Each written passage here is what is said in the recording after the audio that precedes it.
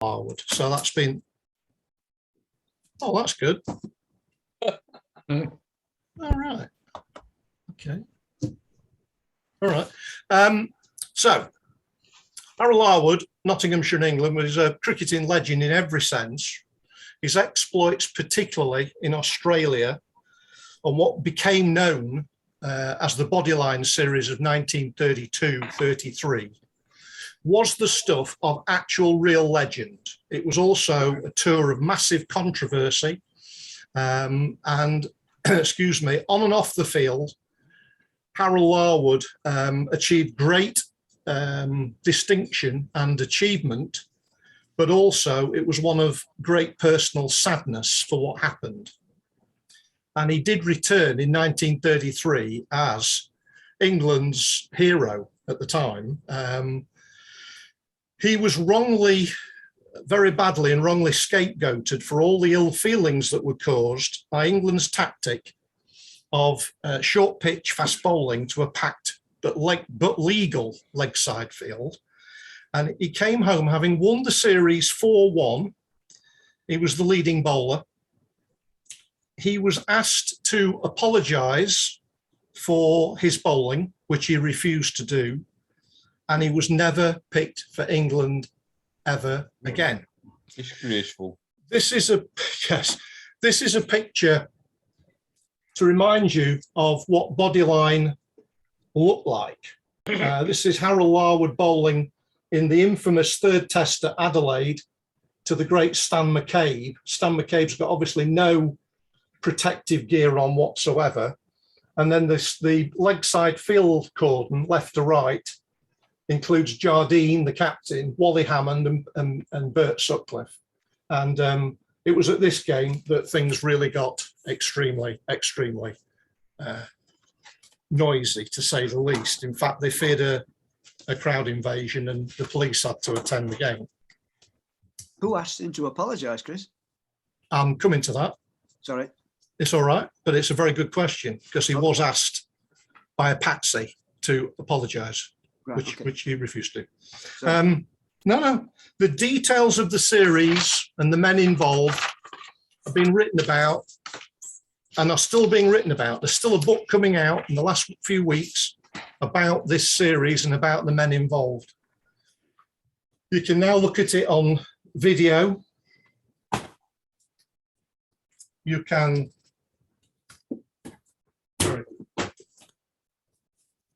you can read Duncan Hamilton's award-winning biography of Harold Larwood that only came out in 2007, won the Sports Book of the Year award. And probably David Frith's analysis of Bodyline is again a very famous book. So it continues to be written about. But my memorabilia is to do with myself and my family and the way we sort of knew Harold Larwood. In 1935, after Harold had got back, Harold was playing for Nottinghamshire. He was injured and he was unable to play at Worksop against Glamorgan. And so my own grandfather, who you've heard about, J.B. Hall, was invited to make his debut for Nottinghamshire to replace Larwood. Every time I say that, I get a shiver.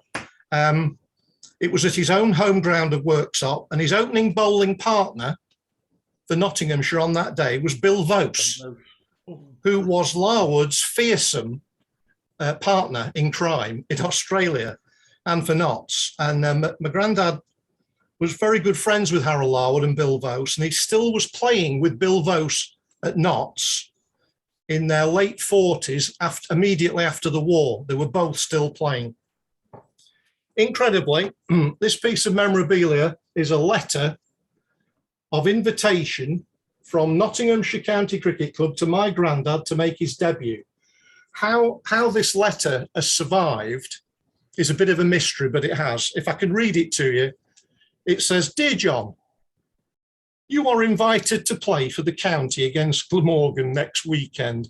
Do let me know as soon as you can, because we want to advertise the team as early as possible. Kindest regards, Captain H.R. Brown." And this is the way you got to know that you were in the team. That letter is such a tremendous item in my family. After my granddad's return from the army in the war, he took my dad, my future dad, who was 12 years old at the time, to Blackpool, and some kind person took that picture of my dad and his dad, J.B. Hall. They were in Blackpool, and Grandad took my dad to a sweet shop, and which wasn't a normal thing my granddad used to do. And they went in, and it was the sweet shop owned by Harold Larwood, who'd retired and set up a business in Blackpool. And that's the first time my dad physically met one of his greatest heroes, and that must have been quite some meeting and some conversation as a little lad. Well, going towards now more modern times, August 1977, my dad was the captain of Retford Cricket Club at this time, and we were trying desperately to win the championship of the Bassett-Floor League. I'd actually got out of the second team and into the first team, and I was in the first team on the day that Harold Larwood came to the match. It was top v bottom. It was Retford at the top, Milton at the bottom. And he came as a guest of the local council. And it was only one of 2 or 3 occasions that Harold Larwood came back to this country, because he had emigrated to Australia after his retirement and made his home and his life in Australia. Well, Harold was introduced to my dad, and it was the first time they'd met since the sweet shop in 47. And I remember seeing them just chatting and shaking hands and having a laugh. And it was a delightful moment for me.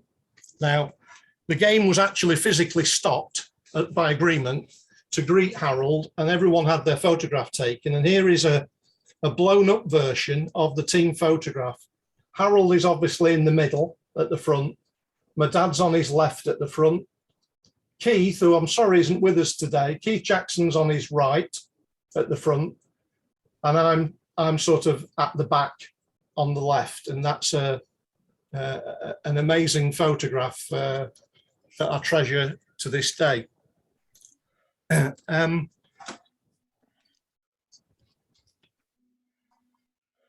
I was obviously very thrilled with that, and we went on to actually play the game after the interval.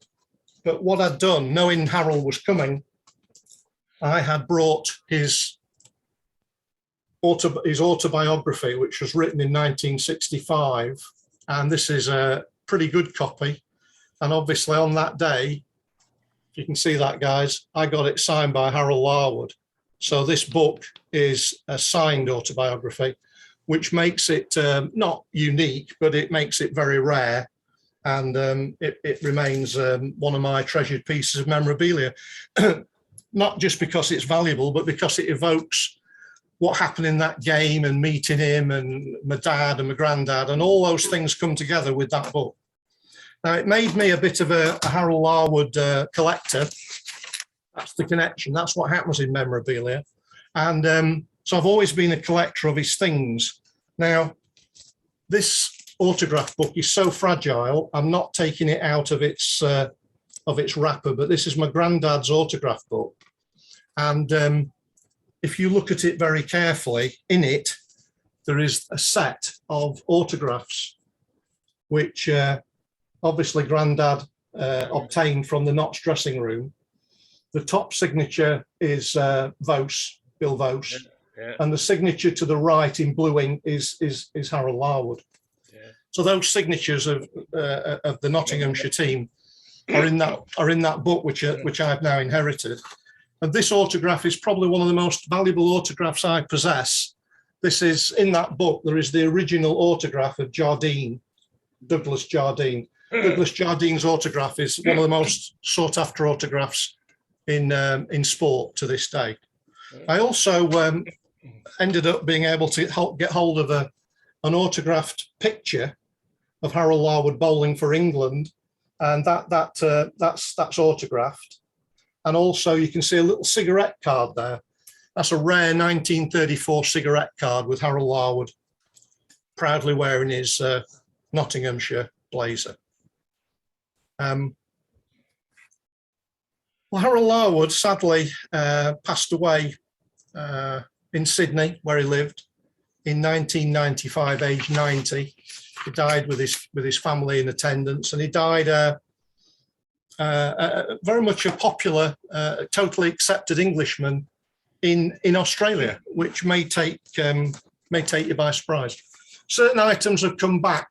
If you were to go to Trent Bridge, you go in the pavilion, they've now got an exhibition of Harold Larwood's items, and that is actually the MCC sweater that Harold wore in those famous games. So hopefully you can see why I've got an interest in Harold Larwood and how it sort of plays in my family. I've now got a few questions I could ask, Keith. I've got 3 or 4 questions I could ask. Yeah. The first one is in his final test match of the Bodyline series, how many runs did Harold Larwood score? 38.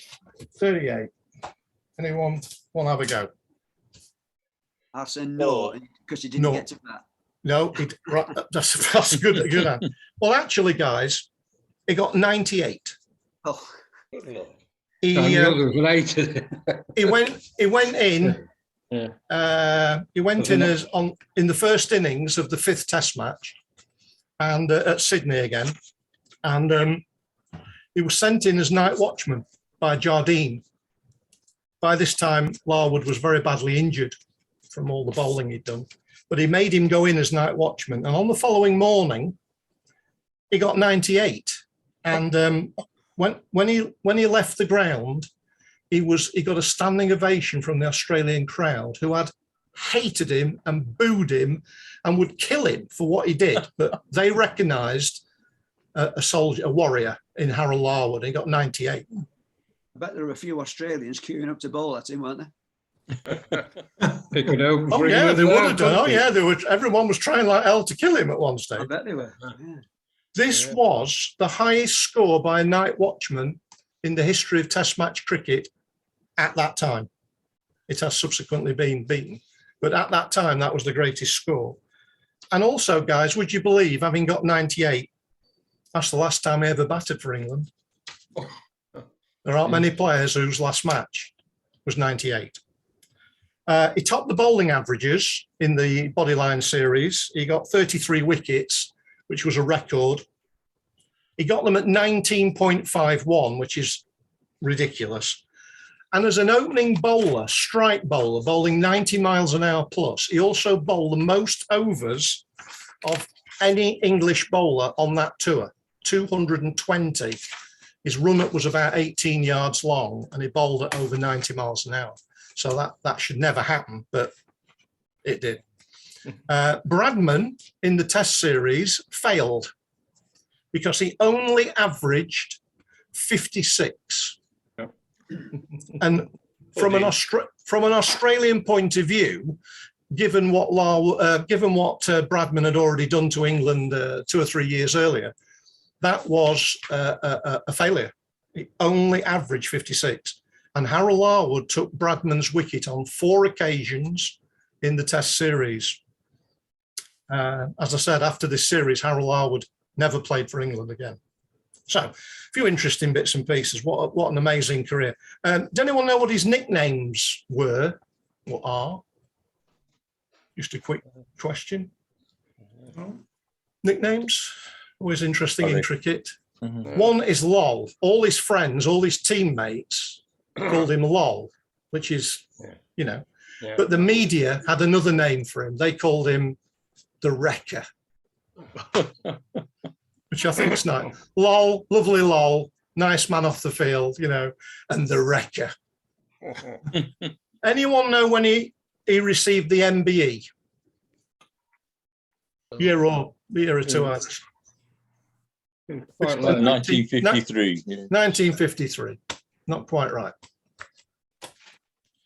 Okay. Well, he did what he did for cricket throughout the 20s and 30s. Got blamed for winning 4-1, and he didn't get the MBE for his services until 1993.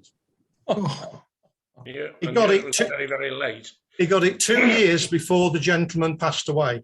Yeah. For a bonus question, which Prime Minister granted him the honour of eventually making him an Tony MBE? Blair, is it? Must No, be no. John Major, surely.